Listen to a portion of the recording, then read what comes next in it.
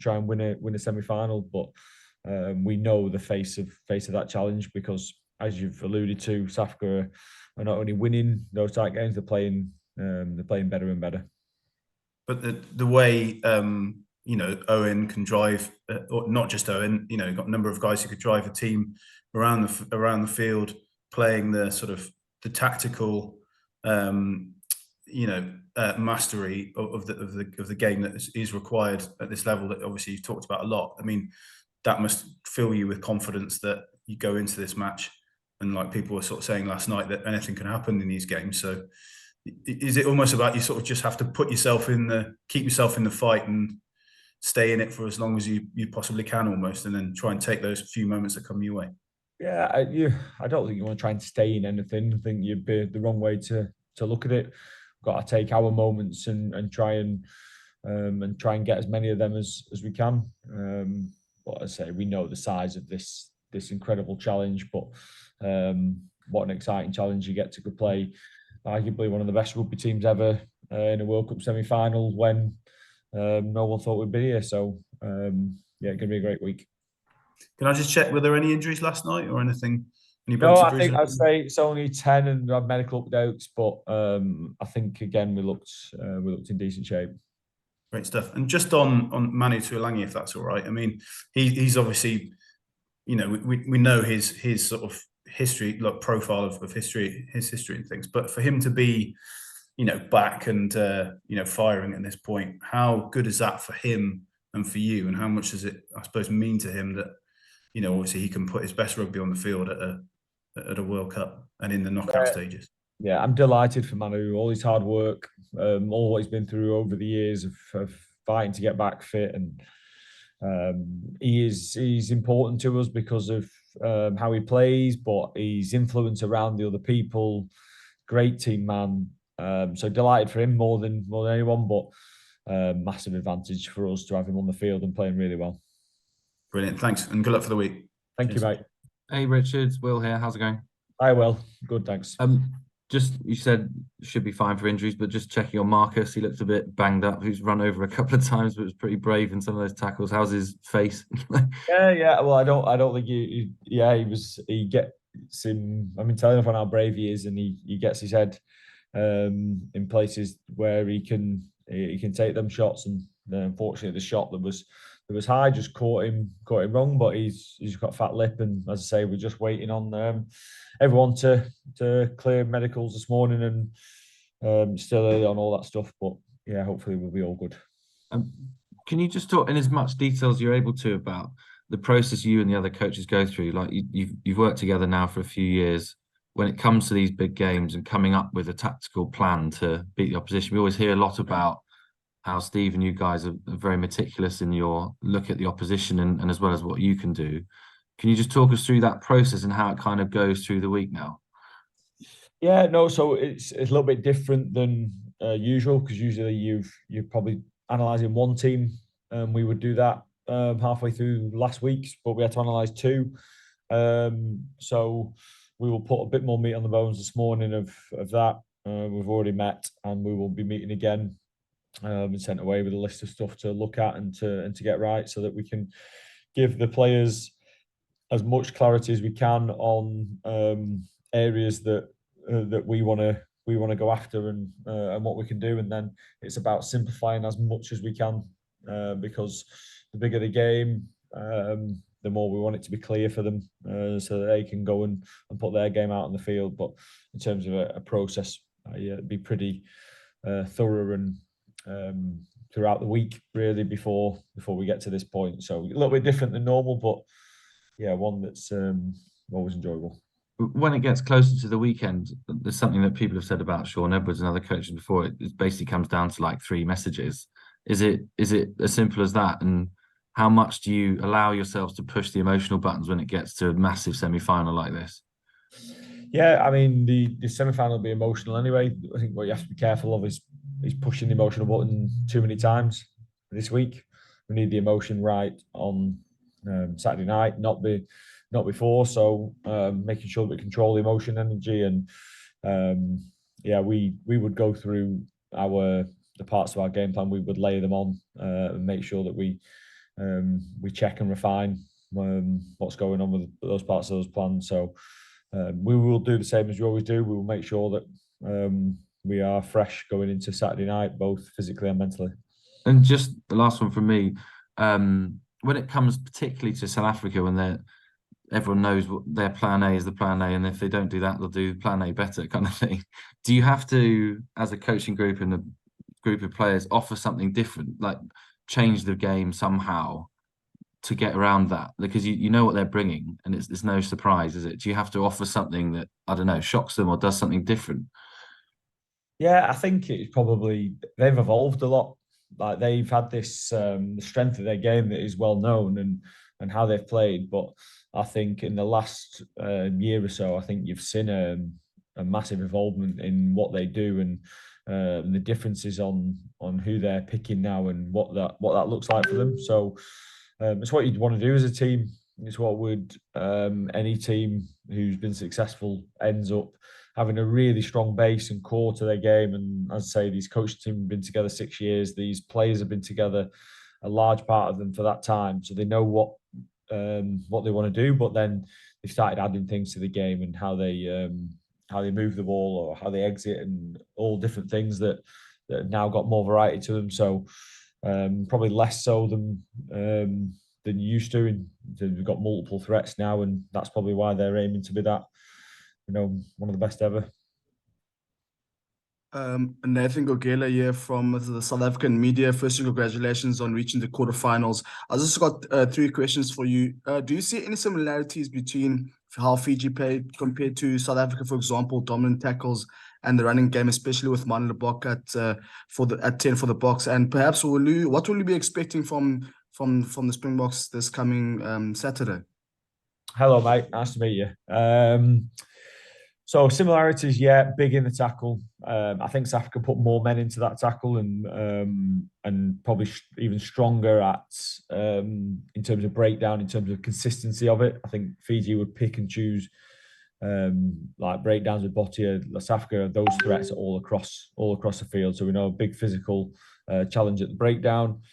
And then how they carry. But in terms of Lebok and their outside backs that South Africa now have, yeah, they're incredible ball movement, talented runners. Get the ball into space early and let those guys do the damage. So yeah, they've got, as I say, they've evolved and now have a multiple threat team.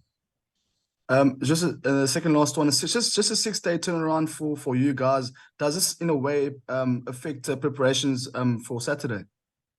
Yeah, we will adapt. We won't be on the field as much as you would be on a 7-day turnaround. So how we learn off the field, how we manage our energy getting into second last week of the tournament will be really important. So we will definitely adapt the training week.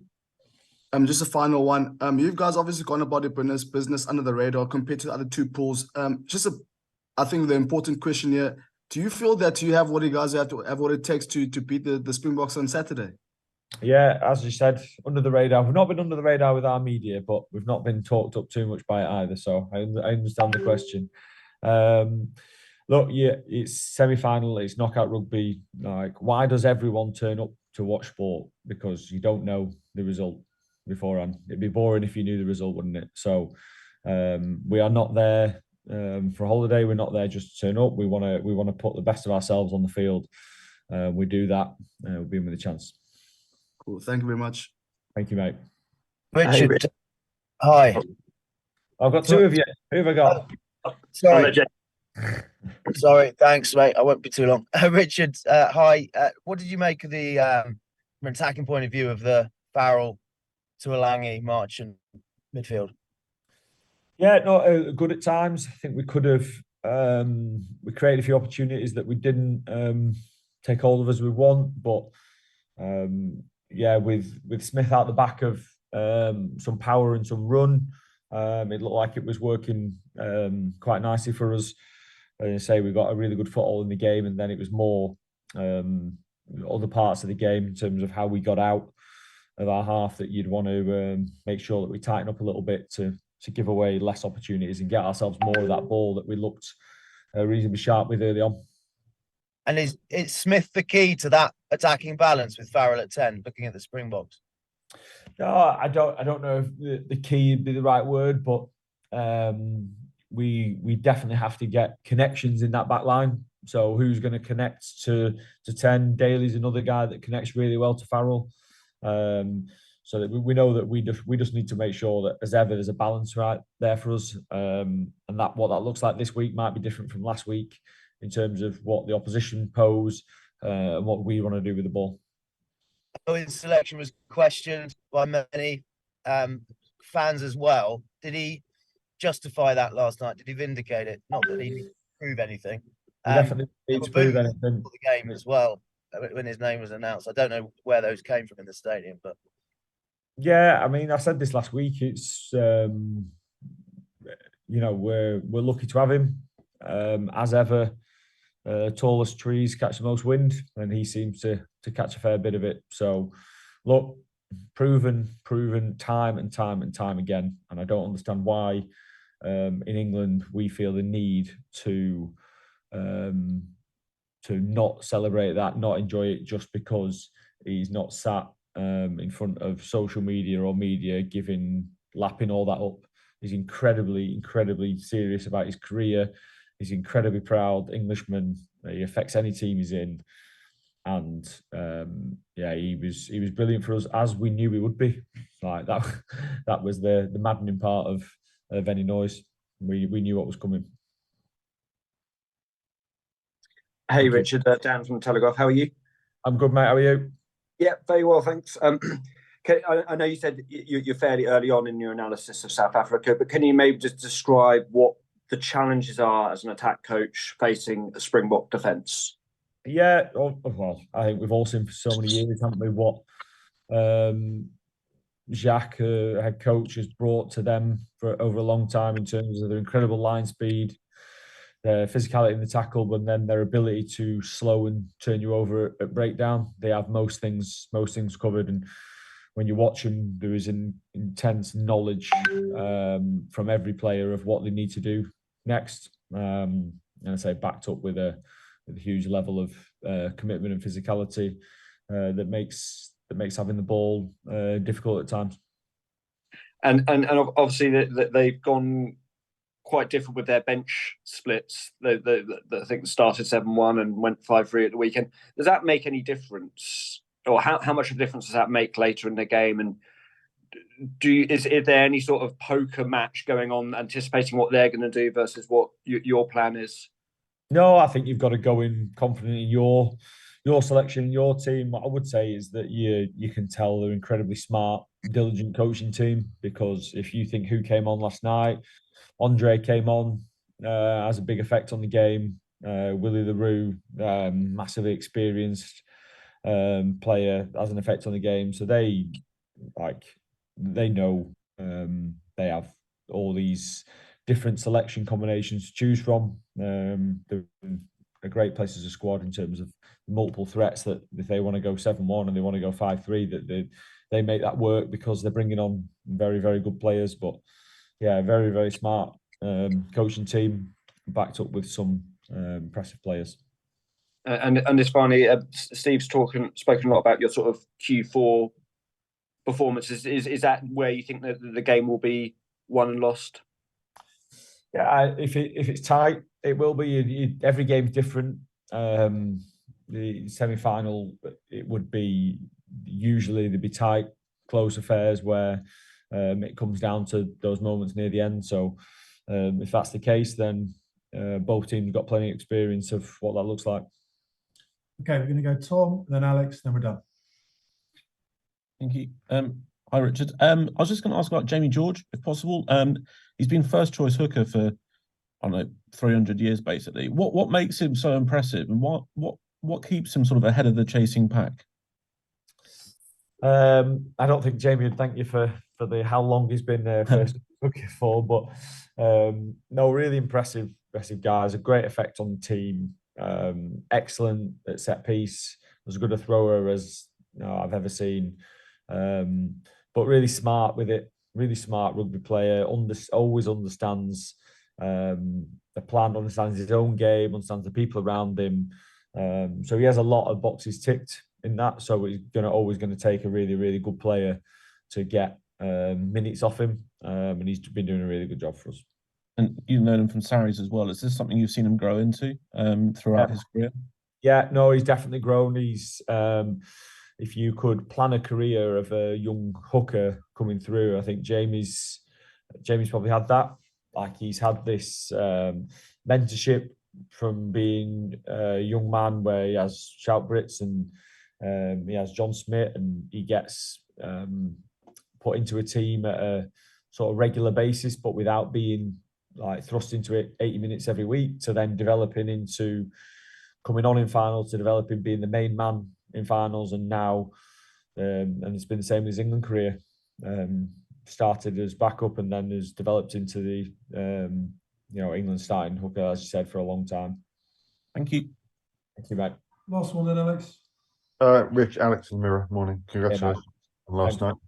Just a quick one on 2019 final. There was a sense that England didn't turn up for that game, which the players have kind of articulated since the lost opportunity, the missed opportunity from that day.